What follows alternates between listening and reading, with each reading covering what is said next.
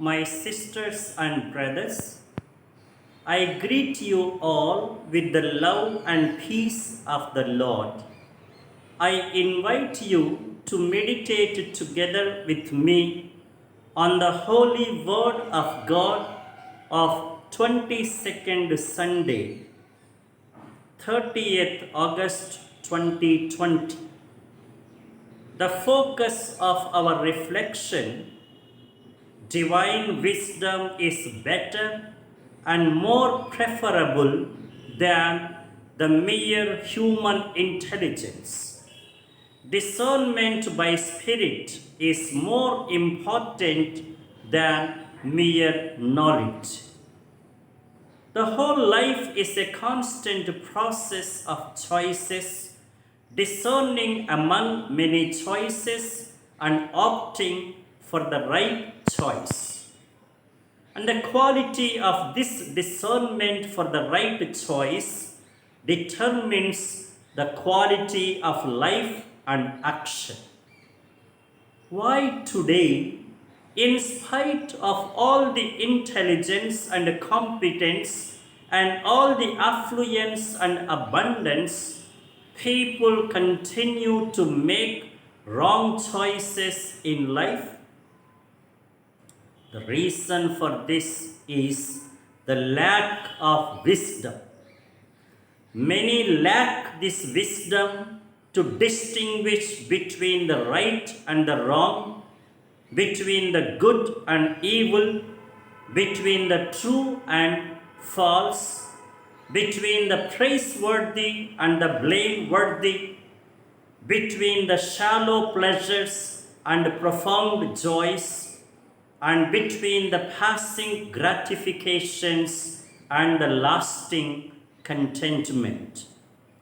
In the light of today's readings, this wisdom is to discern between the worldly gain and the loss of one's own soul, to choose to be conformed to God and not to the world. That is why we are faced with the straight question from Jesus in the Gospel: what does it profit a person to gain the whole world but forfeit his own soul? Or in the epistle, the urge from Paul to conform oneself to God and to his holy will and pleasure. But how to have such wisdom and how to obtain it? Such a wisdom comes only from loving God passionately and clinging to Him intensely and following Him assiduously, come what may. For many, wisdom is an intellectual capacity or a mental caliber, but it is not. It is much more than that. It is a renewed mode of being. It is a transformed way of living. It is putting on God's own perspective and walking judiciously God's way. As seen in Jeremiah in the first reading, this is that fire of the heart which sets the whole person on fire to work for God and His holy ways in spite of all the adversities and afflictions. And in the words of Jesus, this wise mode of living implies to discard all the false self, to renounce all self-interest, to shoulder the cross of virtue and suffering patiently, and to walk in His footsteps courageously and joyfully. Life changes when choices change. Choices change to be qualitative when the criteria for choice change from the earthbound to heaven-bound, from the material to the spiritual and integral. In other words, our perspectives, our horizons, our realms of thinking, judging, deciding, and doing must change.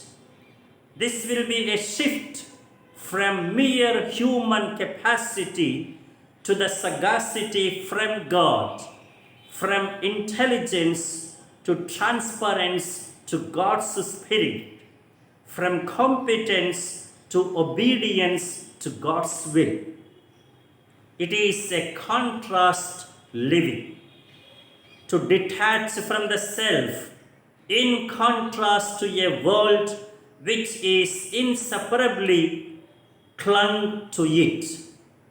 It is to carry the cross, to bear pain and suffering for God and good, in contrast to a world that tries to run away and shuns any discomfort and any inconvenience. Further, it is to follow the Lord in His footsteps steadily and loyally, in contrast to a world which stumbles and wavers in walking the Lord's way.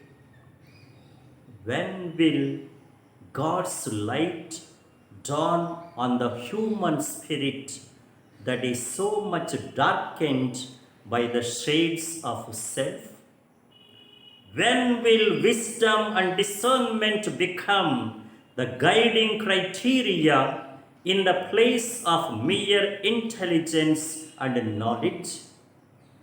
When will people realize that it is foolishness to gain the whole world but forfeit one's soul? When will people understand that the more they are conformed to the world, to the ways and the standards of the world, the more they are only deformed, but they will be transformed when they are conformed to the Lord. And now the direction and the directive for our life. Man claims to be so bright and brilliant, making right judgments and choices. But is it not a folly and foolishness to settle for a lesser gain at the cost of higher losses? Let us then today specially pray for God's grace of wisdom to discern, to make the right choices, and to follow the same.